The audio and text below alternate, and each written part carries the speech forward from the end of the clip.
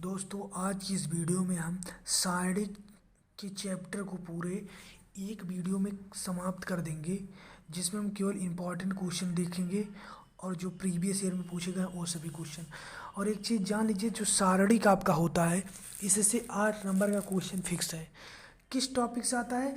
तो प्रश्नावली 4.6 से क्वेश्चन नंबर 7 से लेकर क्वेश्चन नंबर 16 तक का जो होता है ना, उससे 8 नंबर के क्वेश्चन जरूर आते हैं। और यहाँ पे देखिए 2022 के देखिए पेपर है, और यहाँ पे देखिए मैं आपको एक क्वेश्चन भी दिखा दे रहा हूँ। ये आव्यूह विधि से हल की, ये आव्यूह का क्वेश्चन नहीं, ये सारणी का क्वेश्चन है। तो इस प्रकार के क्वेश्चन जरूर आते हैं। तो आज की इस वीडियो में हम सभी क्वेश्चन को डिस्कस करेंगे, और आज डिटर्मिनेंट के जो है इंपॉर्टेंट क्वेश्चन को देखेंगे और इस वीडियो में समाप्त कर देंगे। और 4.6 जो कि क्वेश्चन नंबर 7 से लेकर क्वेश्चन नंबर 16 तक जो कि 8 नंबर का था, उससे तो हम विशेष रूप से समझे, जिससे वो क्वेश्चन छूटने ना पाए हमसे, अगर आए बोर्ड एग्जाम में तो। और यह फिक्स है कि वह आएगा।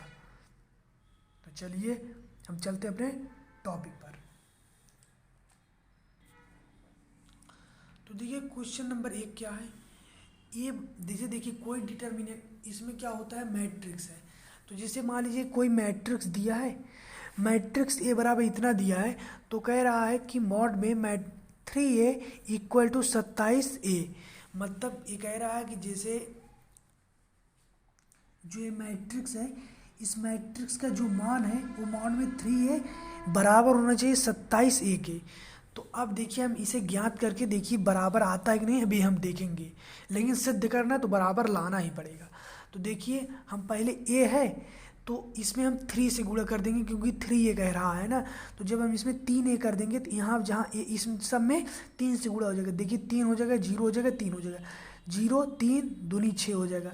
फिर देखिए 0 0 यहाँ 3 चौक 12 हो जाएगा। ठीक है, अब इसका हम जब विस्तार करेंगे देखिए क्या होता है। 3 कर देंगे, पहली पंक्ति पहला स्तंभ कट जाएगा, भारतीय 36, और 0 का गुणा 6 में तो 0 हो जाएगा।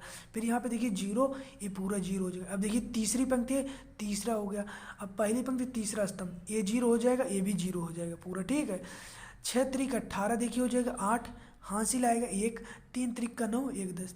तो यहाँ 108 प्राप्त हुआ, इतने का मान 108 प्राप्त हुआ। अब हम इतना का देखेंगे।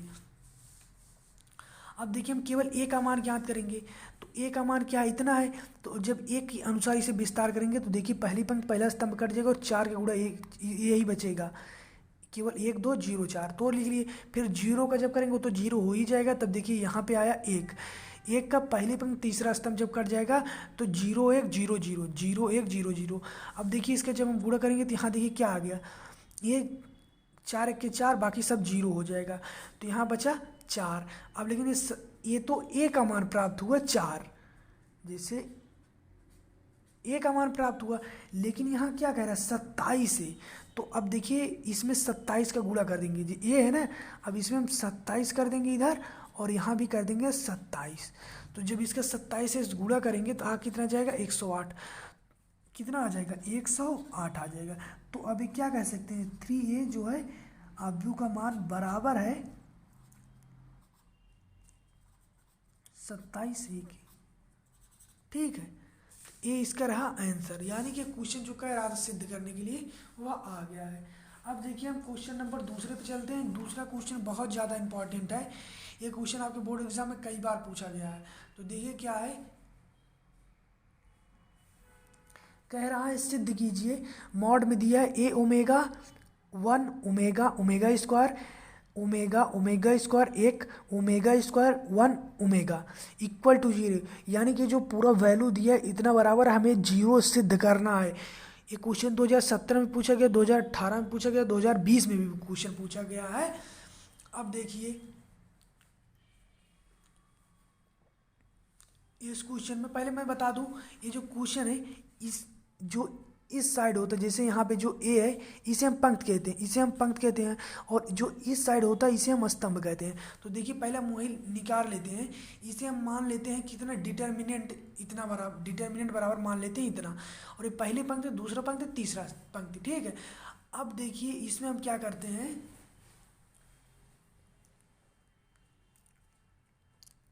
आप सभी जानते होंगे हम इसमें क्या करेंगे, R1 में R1 plus R2 plus R3। इसमें हम अब मतलब ऑपरेशन लगा दिए। ऑपरेशन क्या होता है, जो संक्रियाएं होती हैं, जैसे अब देखिए R1, ये जो R1 में है R1 plus R2 plus R3, यानी जो R1 है इसमें R1 R2 और R3 को जोड़ने पर, तो देखिए क्या होता है। R1 क्या है, R1 यही है ना, ए R1 है, ए R1 है, ए R2 है, ए R3 है। तो अब देखिए हम जोड़ते हैं, यहाँ पे ए R1 है ना, इसमें देखिए क्या जुड़ जाएगा, 1 प्लस ओमेगा स्क्वायर, तो वही चीज़ लिख ली। अब दूसरे में क्या जुड़ जाएगा, omega plus omega square plus omega 3, क्योंकि यह R1 है या R2 है या R3, तो इसमें ये सभी जुड़ जाएंगे, इसमें ये सभी, इसमें ये सभी, क्योंकि R1 में ही हम काम कर रहे हैं, R2 R3 में नहीं करेंगे। तो देखिए पूरा जुड़ गया। ठीक, अब हम जानते हैं कि 1 plus omega square plus omega, 1 plus omega square, इतना बराबर क्या होता है, 0। 1 प्लस ओमेगा स्क्वायर इतना बराबर होता है 0, ये आप नोट कर लीजिएगा। तो जब इतना बराबर हम 0 रखेंगे तो हमें क्या प्राप्त हो जाएगा, 0 0 0। इसके बाद जो जैसा वैसे उतार देंगे। और हम एक जानते हैं गुण होता है अवयव का, ये सारणिक का गुण होता है कि R1 0 है, अतः सारणिक का मान 0 हो जाएगा यदि किसी पंक्ति अथवा किसी स्तंभ के सभी अवयवों का मान, जैसे किसी पंक्ति के अथवा किसी स्तंभ के सभी अवयवों का मान यदि 0 है, तो उस सारणिक का संपूर्ण मान कितना हो जाता है, उस सारणिक का संपूर्ण मान 0 हो जाता है। तो यही इसका हल रहा। बहुत सरल क्वेश्चन है पर बहुत बार पूछा गया, बहुत इंपॉर्टेंट क्वेश्चन है। मैं आपको जितने भी क्वेश्चन करवा रहा हूँ ये सभी क्वेश्चन आपके बोर्ड एग्जाम में पूछे जाएं। तो यदि मैं ना भी बताऊं कि क्वेश्चन नहीं आए हैं तो मान कर आप चलिए कि क्वेश्चन आए, क्योंकि मैं उन्हीं क्वेश्चनों को बता रहा हूँ जो क्वेश्चन आपके बोर्ड एग्जाम में पूछे गए हैं। इसके अलावा मैं किसी भी एक क्वेश्चन को ऐसा नहीं डिस्कस कर रहा हूँ जो कि बोर्ड एग्जाम में ना पूछे गए हैं। सभी क्वेश्चन बोर्ड एग्जाम में पूछे गए हैं। तो देखिए हम अगला क्वेश्चन अपना चलते हैं कि क्या कह रहा है, minus a square a b a c b a minus b square b c a c b c minus c square equal to में 4a square b square c square, इतना हमें सिद्ध करना है। इतना बराबर है जो डिटर्मिनेंट दिया है, इतना बराबर हमें क्या सिद्ध करना है, 4a square b square c square. तो अब देखिए हम इसका R1 के सापेक्ष विस्तार करेंगे, या हम ये भी कह सकते हैं इलोंगेशन। तो देखिए अब देखिए जब हम R1 के सापेक्ष विस्तार करेंगे तो ए स्क्वायर हम यहाँ पे लिख देंगे, और पहली पंक्ति पहला स्तंभ, पहली पंक्ति पहला स्तंभ कट जाएगा, बचेगा क्या, minus b square b c c square minus c square. तो देखिए क्या बचा, माइनस बी, यहाँ पे जो बचा वही चीज़ मैं यहाँ पे लिख लिया। फिर देखिए माइनस ए बी, अब इसका लेंगे तो माइनस ए बी हो जाएगा, और फिर ए चला जाएगा बी ए सी, इसके बाद B c minus c square. अब इसके बाद देखिए फिर प्लस आ जाएगा, इसके बाद ए सी, ए और ए कट जाएगा, इसके बाद जो बचेगा ए आई आए वहाँ पे लिख दिए। अब देखिए अब हम इसका गुणा आपस में करते हैं, तो जब minus b square minus c square को क्या माइनस माइनस हो जाएगा, plus B square c square हो जाएगा, फिर माइनस हो जाएगा और यहाँ क्या हो जाएगा, बी स्क्वायर सी स्क्वायर। ठीक है, इसके बाद देखिए क्या होता है, इसके बाद देखिए यहाँ पे जो हम इसमें कोई बदलाव नहीं करेंगे, केवल पहले इसमें गुणा करेंगे। तो इसमें देखिए क्या हो जाएगा, बी ए सी स्क्वायर, तो minus B a C square, फिर माइनस देखिए हो जाएगा, तो फिर माइनस देखिए क्या हो जाएगा, ए बी सी स्क्वायर, देखिए ए बी सी स्क्वायर। जब इसका गुणा क्या करेंगे, ए सी इंटू बी सी का गुणा करेंगे तो क्या हो जाएगा, a b c square, a b c square. फिर देखिए यहाँ पे प्लस है, प्लस लगा दिए, ए सी है ए सी, इसके बाद इसमें क्या है, बी स्क्वायर ए सी माइनस, माइनस का बीच में सिंबल लगता है, लेकिन यहाँ पे ए भी माइनस है तो माइनस माइनस हो जाएगा प्लस, तो क्या हो जाएगा, ए बी स्क्वायर सी। अब देखिए क्या होगा, यहाँ पे देखिए ए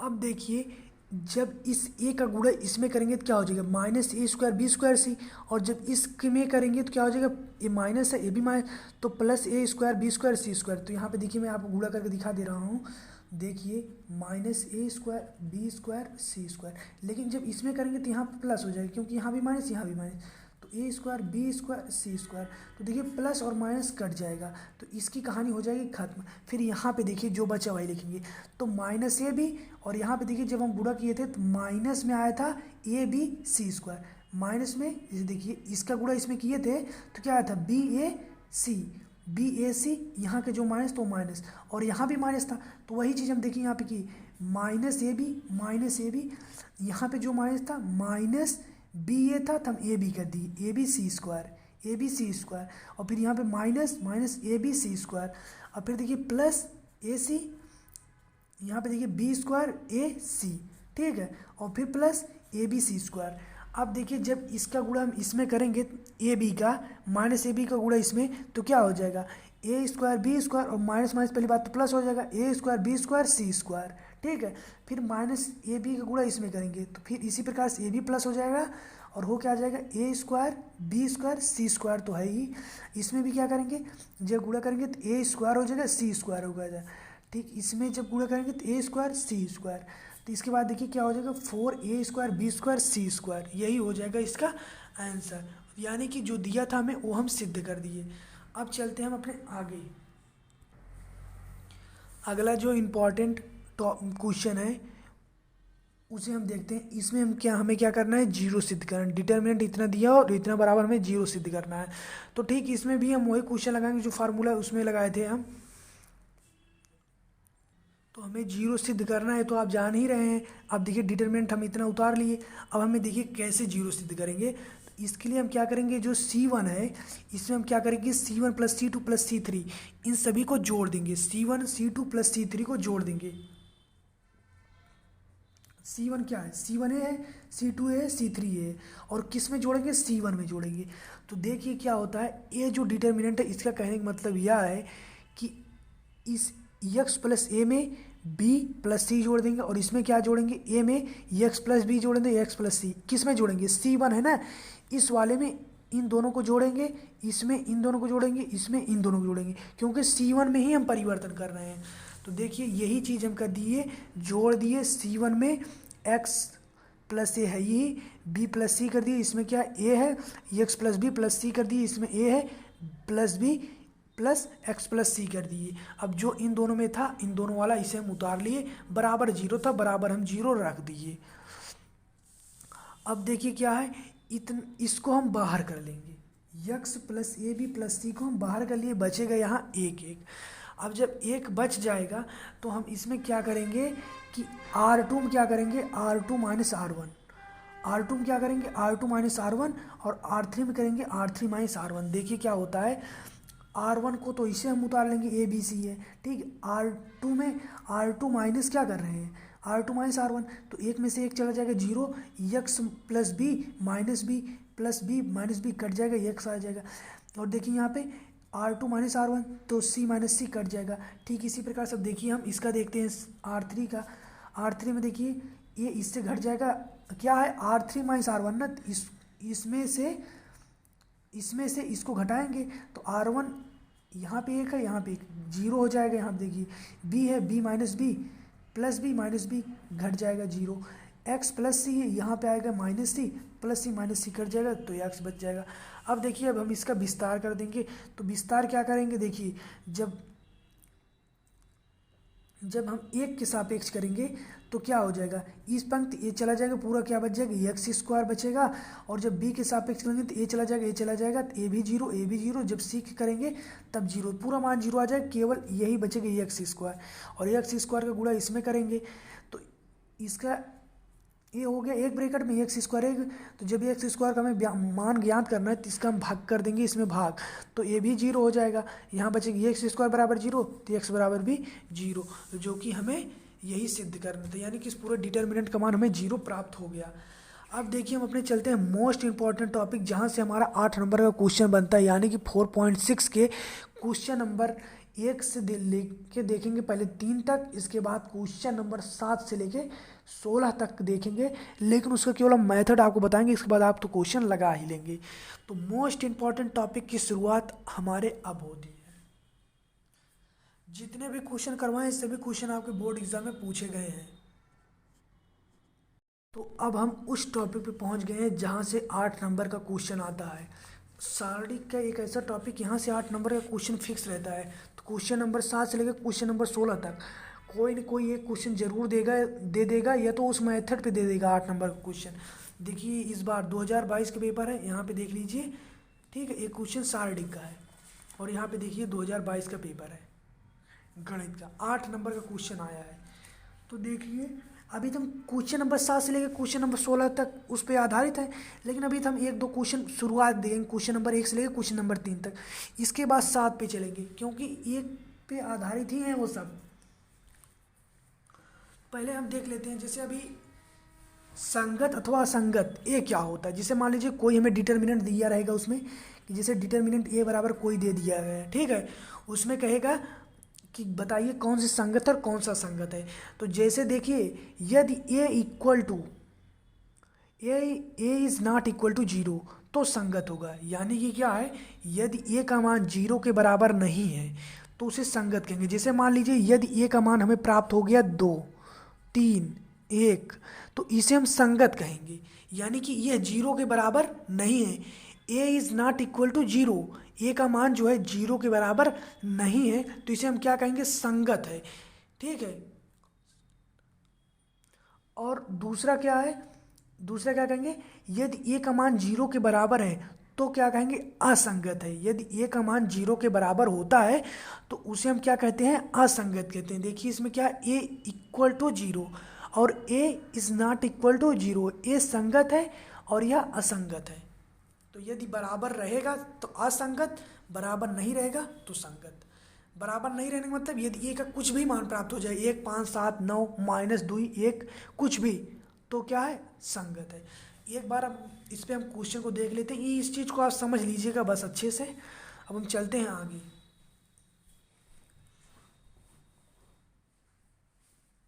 इसमें केवल आपको ये बताना है कि दिए गए समीकरण संगत है कि नहीं। तो देख लीजिए क्या दिया है, x + 2y इक्वल टू 2 और 2x + 3y equal to 3। x + 2y बराबर 2, 2x + 3y equal to 3। Video बनाते समय मोबाइल को फ्लाइट मोड पर लगाया जाता है, लेकिन मैं नहीं लगाया था तो वही मैं फ्लाइट मोड पहले लगा दिया। तो देखिए जो दोनों समीकरण दिए हैं, तो हम पहले ए बराबर मान लेंगे। क्या मानेंगे, ए बराबर देखिए हम क्या माने हैं, ए बराबर हम माने हैं एक्स, इसका जो गुणांक होगा उसी को हम लेंगे। तो इसमें क्या, 1 का गुणा, इसमें है 2 का गुणा, तो 1, 2 ले लिए और इससे क्या लेंगे, 2, 3, तो हमारा ए तैयार हो गया। बी बराबर क्या लेंगे, जो बराबर के बाद में रहेगा, 2, 3, तो 2 ले लिए, 3 ले लिए। और यक्स बराबर क्या होता है, यक्स बराबर क्या होगा, एक्स वाई। यक्स बराबर हम मान लेंगे तो हम खुद से मानेंगे एक्स बराबर एक्स वाई। ठीक है। ए बराबर इसके गुणांक को लेंगे, इसके गुणांक को लेंगे, इसके गुणांक को पहले लिखेंगे, इसके गुणांक को नीचे। ठीक है। और बी बराबर क्या मानते हैं, जो बराबर की इस साइड रहता है। अब देखिए, अब यहीं पे जो ए का मान है, इस ए है ना, अब इसे हम निकालेंगे मॉड ए करके। अब यदि अब इसका मान हम निकालेंगे, देखिए मॉड ए बराबर क्या आया है, तो 3 का गुणा इसमें किए, 3, 1 के 3, 3 गुणे 1, माइनस लगाए, 2 गुणे 2, 2 गुणे 2, तो 3 - 4, 3 - 4, 3, 1 के 3, -4, तो क्या हुआ, -1 प्राप्त हुआ। तो हमें मॉड ए का मान क्या प्राप्त हुआ, -1। तो क्या कह सकते हैं, मॉड ए बराबर -1 और यह इज़ नॉट इक्वल टू है 0, मतलब माइनस जो मॉड ए का मान प्राप्त हुआ है ये 0 नहीं है। और जब 0 नहीं तो क्या है, यह निकाय संगत है। ठीक है। इसी प्रकार से 2-3 क्वेश्चन हम और जल्दी जल्दी देख लेते हैं। अब कॉन्सेप्ट आप समझ गए हैं तो मैं जल्दी जल्दी बताऊंगा। तो देखिए जो ये समीकरण, इससे देखिए 2, 1, 2, -1 मान लिए, इसके क्या 1, 1, 1, 1 मान लिए। बी बराबर क्या है, 5, 4, बी बराबर 5, 4 मान लिए। एक्स वाई बराबर हम खुद मान लिए, एक्स बराबर एक्स वाई। अब देखिए मॉड ए का मान निकालेंगे तो 2 गुणे 1 में हो जाएगा 2, माइनस लगेगा, इसमें क्या 1 गुणे -1, 1 गुणे -1, तो माइनस गुणे इसमें जब हो जाएगा प्लस, तो 2, 1 क्या हो जाएगा 3, तो मॉड ए का मान क्या हो गया, 3 प्राप्त हो गया। तो ये क्या है, a is not equal to 0 आता है, यानी क्या है, संगत है। अब देखिए तीसरा क्वेश्चन क्या है, इसमें देखिए ए एक्स बी इसी कॉन्सेप्ट पे रहता है। ए बराबर क्या है, 1, 3, इसके बाद 2 6, तो 1 3 2 6, बी बराबर क्या है 5 8, ठीक है। एक्स बराबर क्या है एक्स वाई। अब देखिए ए का मान प्राप्त किया 6 के 6 6 माइनस 0, तो क्या है यह असंगत है, इनकॉन्सिस्टेंट है यह क्वेश्चन आप भी हल विधि पे नहीं है, लेकिन इस क्वेश्चन को ज़्यादा इंपॉर्टेंस समझिएगा क्योंकि ये 3x3 का है, इस पे ही एकदम आधारित पूरी तरीके से आप भी वाला रहेगा। देखिए क्या होता है, देखिए 1 2 3 इसका गुणांक है, इसका क्या है 2 3 2 2 3 2, ए 2a, एक्स वाई छोड़ के जो रहेगा 2 एक्स वाई जेड को छोड़ के ए 2a। यहाँ पे देखिए हम गलती कर दिए थे, हम जब क्वेश्चन लगा रहे थे तब हम नहीं ध्यान दिए थे ए 2a। अब देखिए जो मॉड ए का मान निकालेंगे वो इसी पे आधारित निकालेंगे, तो क्या हो जाएगा पहली पंक्ति एक बराबर क्या, पहली पंक्ति पहला स्तंभ गया तो 3 1 2, तो देखिए हम यहाँ पे क्वेश्चन गलत लगा लिख दिए थे, यहाँ पे ए रखना चाहिए था हमें ए, तो हमारा क्वेश्चन का आंसर ही गलत आया होगा। तो आप समझ बस केवल एक ही रखना है बस, बाकी सब सही है। अब देखिए हम चलते हैं अपने इम्पॉर्टेंट टॉपिक की तरफ, जिसका नाम है आव्यूह विधि से सारणी को ज्ञात करना। तो देखिए उसमें पहला क्वेश्चन क्या है, मतलब चलते हैं।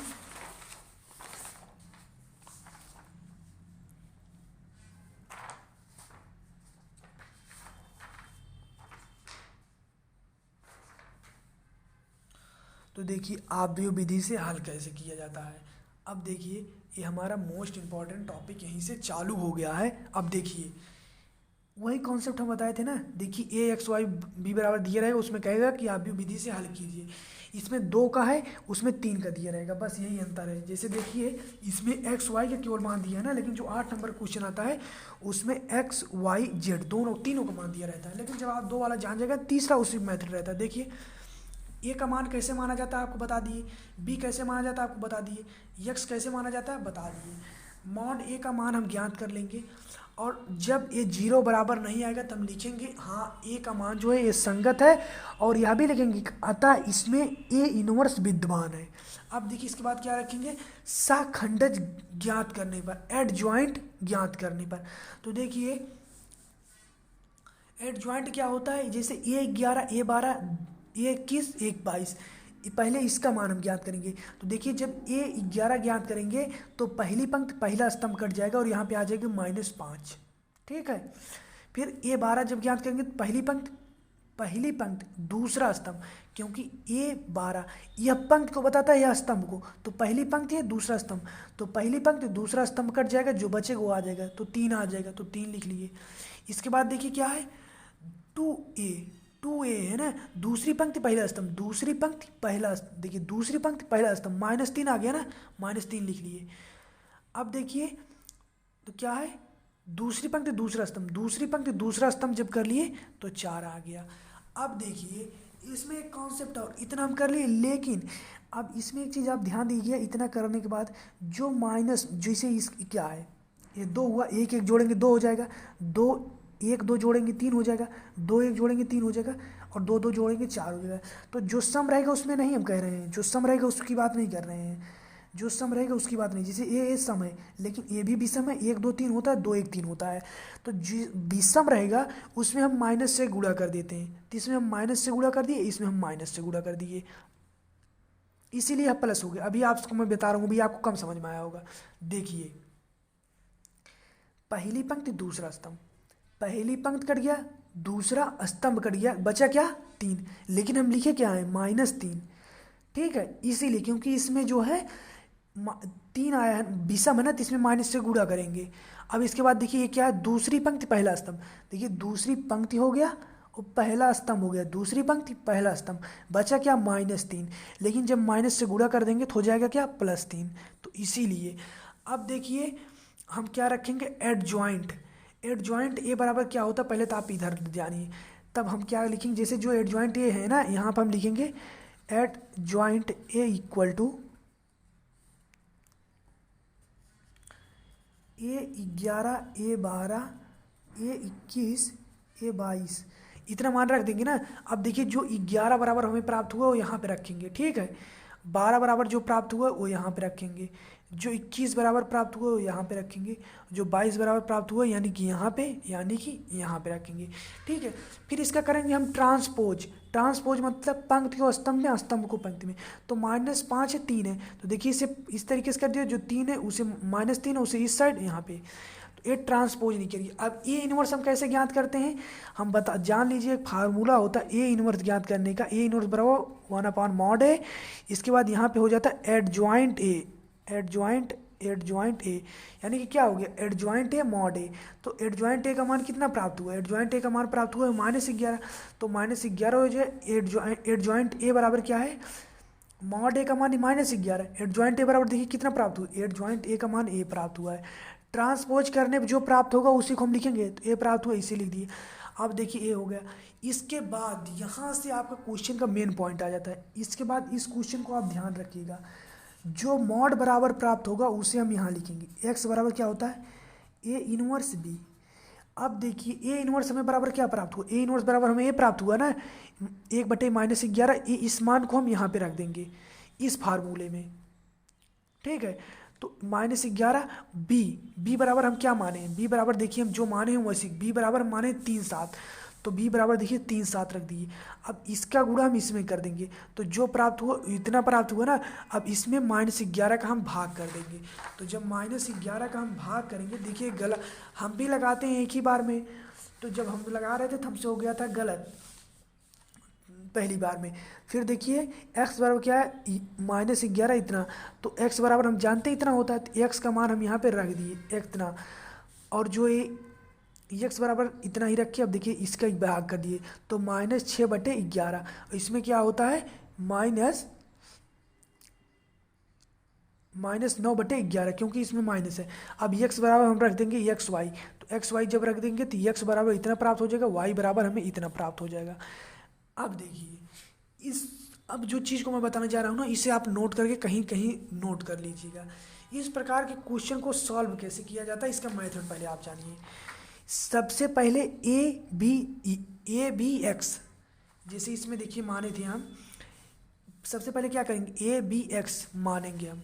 इस प्रकार के क्वेश्चन में सबसे पहले ए बी मानेंगे, ए का मान जो दिया रहेगा उसे मानेंगे, बी का जो दिया रहेगा उसे मानेंगे, सी का जो दिया रहेगा उसे मानेंगे। ठीक है, अब देखिए और किस तरीके से दिया रहता है, जैसे एक्स वाई जेड, तो जिसमें एक्स वाई दिया तो इसीलिए हम 2x2 का माने हैं। ठीक है, कैसे माना जाता है आप समझ गए ना, इसके पहले तो आप देख ही थे।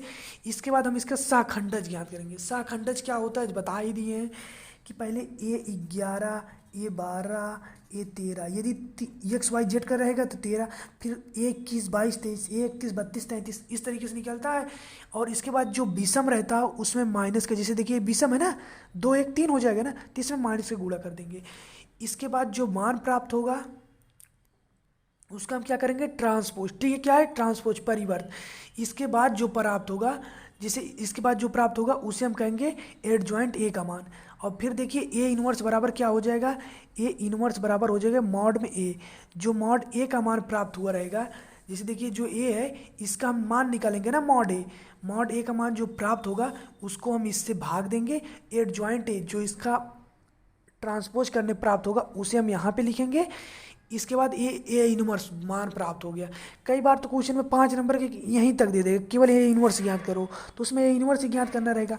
अब देखिए आगे, तब क्या करना पड़ेगा हमें, x बराबर ए इनवर्स बी, तो ए इनवर्स को जो मान रहेगा उसे रखेंगे और जो बी बराबर मानेंगे उसे, दोनों को गुणा कर देंगे। और x बराबर हम आपको बताएं क्या होता है, XYZ, यदि 3x3 का रहेगा इसे रख देंगे और XYZ का मान प्राप्त हो जाएगा। किस तरीके से, जैसे देखिए ए हुआ ना, अब इसमें क्या कर दिए, 2x2 का, ए 2 का है तो XY क्यों रख दिए, तो x बराबर ए हो गया और y बराबर ए हो गया। तो दोस्तों यही था आप जो विधि से बहुत बड़ा मेथड है, देखिए छोटा मेथड नहीं है। आप 2x2 का लगाए तब क्वेश्चन आपको यहाँ से लेके यहाँ तक, ठीक है, और फिर यहाँ से लेके यहाँ तक आपको करना पड़ा। आप इस प्रकार क्वेश्चन 5-6 बार लगाएंगे तभी। और इसमें एक चीज़ और जान लीजिए, अगर एक बार कहीं गलती कर दिए पूरी मेहनत आपकी ख़त्म हो जाएगी वहीं। तो मिलते हैं नेक्स्ट वीडियो में, तब तक के लिए जय हिंद, वंदे मातरम। इतना बड़ा क्वेश्चन था, एक बार भी नहीं कहा लाइक करने के लिए। यदि अच्छा लगा हो तो लाइक कर देना, नहीं अच्छा लगा हो तो डिसलाइक करने के लिए भी कह रहा हूँ। बस केवल कमेंट में आकर अपने बता दे देना हाँ कि इसीलिए डिसलाइक किए, यही इसमें गड़बड़ी थी बस। हो सके चैनल को सब्सक्राइब भी कर देना। मिलते हैं नेक्स्ट वीडियो में। आगे आपको किस टॉपिक वीडियो चाहिए कमेंट करके ज़रूर बताएं।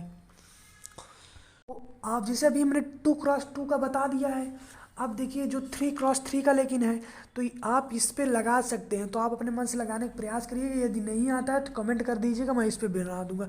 देखिए वीडियो बहुत बड़ा हो गया यार, बोलने का मन नहीं कर रहा। आज 2-3 वीडियो लगातार शूट किए तो थक गए हैं ना, साला बोलने का मन नहीं कर रहा, क्या ही बताएं जान लो। तो इसीलिए अगर आगे कहोगे तो हम आगे की वीडियो में बता देंगे इसका हल, ठीक है। बाकी वैसे हम आशा करते हैं आप सब लगा लेंगे, तो कमेंट भी कर दीजिएगा।